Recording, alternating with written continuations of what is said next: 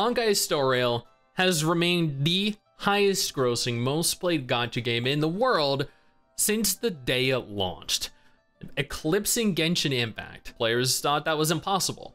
Other players thought, you know what, after the honeymoon period, Honkai Star Rail's success would dampen. That people would come to realize, you know what, it's just a turn-based game. Nobody likes turn-based games. That's what they claimed. I'm a big fan of turn-based games. Some of my favorite turn-based games were Legend of Dragoon, Suikoden series, Dragon Quest, Breath of Fire, but Honkai Star Rail, well, it proved them all wrong, and to date has remained the #1 gacha in the world. Until this month.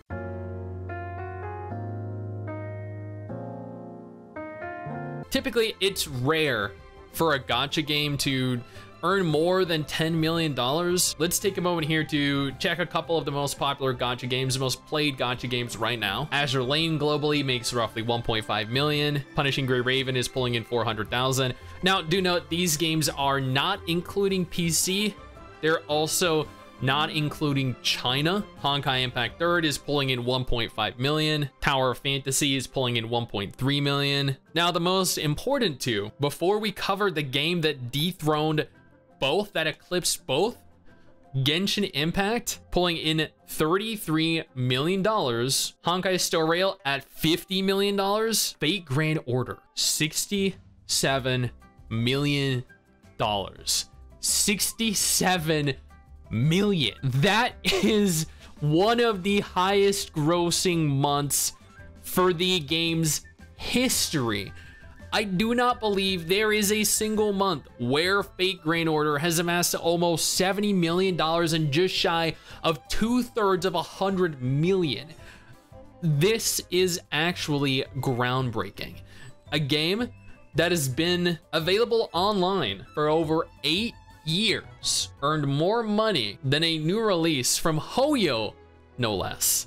Which doesn't mean that Honkai Star Rail or Genshin are bad games, because I ranked them both recently in my ultimate gacha tier list as SSR, Honkai Star Rail specifically almost being a UR tier gacha. But even in spite of that, I actually have no idea what made Fate Grand Order make as much money as it did. Now, if you compare downloads, you have 130, 70, 200,000 downloads for Fate Grand Order. You have 1.6 million for Star Rail. You have 2.9 million for Genshin. And again, this is disregarding other regions. This is disregarding China.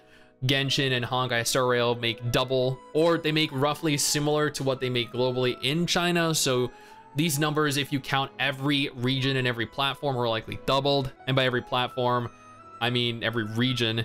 If we were including platform, then I know they also make even more on PC. So you can probably quadruple those earnings, which means that technically Fate Grand Order did not earn it, but on the platform, the single platform that's available on mobile, it did, and that is what counts. Before we go any further into this video though, I want to take a moment here to thank our incredible patrons over on Patreon who allow for me to continue to do videos like this every single day. Now, if I'm to believe this correctly, the majority of the earnings came from the Japanese version of Fate Grand Order. Oh, what is that? I'm gonna mute this because whenever I play Japanese trailers, I always get copyright struck or copyright claimed.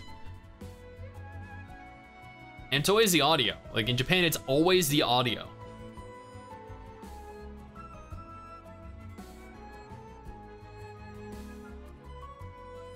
Oh, they actually have a fully animated update. That is kind of cool, I'm not gonna lie. So if I am correct here, Japanese Fate Grand Order makes probably an average of 10 times what global makes, which is where the majority of the earnings actually came from.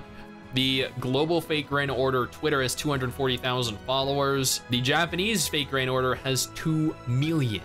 Now, I don't know. I have no idea what triggered such an influx of money, what garnered almost 70 freaking million dollars. But I mean, competition breeds improvement. It breeds innovation. It makes other studios, other games try harder. Hoyo has dominated every single month for literally the last several years.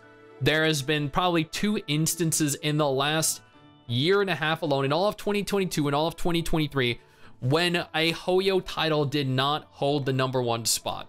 One of those instances were when Uma Musume, I believe, topped $70 million. The other one was when Nikke launched and topped 78 million. And now for the third time this year, another game that is not owned by Hoyo, Fate Grand Order, managed to top 70 million and dethrone not only Genshin, but also Honkai Star Rail. That is an accomplishment that deserves acknowledgement and praise, especially a game that is over 8 years old. Now, admittedly, I have not done an updated Fate Grand Order video this year, but seeing the earnings be as high as they are, seeing the game be as popular as it is, really makes me want to. I've been playing it periodically over the course of the year, trying to push through it, and there is an egregious amount of story present in this game, some of which is just like a lot of gacha games, a little bit much, at times a little bit convoluted.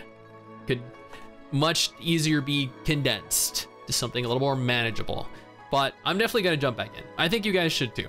See what all the hype is about. Now, will Fate Grand Order maintain its #1 spot next month? That is very unlikely, but I mean, hey, they can say for the very first time, and perhaps the only time, they dethroned Genshin Impact and Honkai Star Rail. That is awesome and something to brag about. Now, if Fate Grand Order, Genshin Impact, Honkai Star Rail aren't games you're interested in, absolutely no problem. I got you covered on screen with 2 different videos right now that might be more interest to you.